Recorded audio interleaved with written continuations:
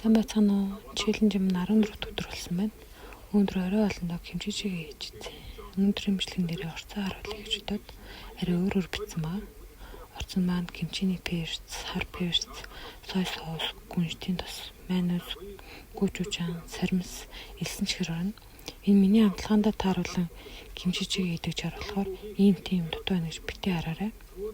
За тэгээд орхоо дараад хаяа нэг халуун ноготой хоол идэх сайхан шүү тий. Эсвэл энэ жаргаар маань хийгээд үзээрэй. Уг нь дүг байсан бол бүрэл тасархаа болох байла.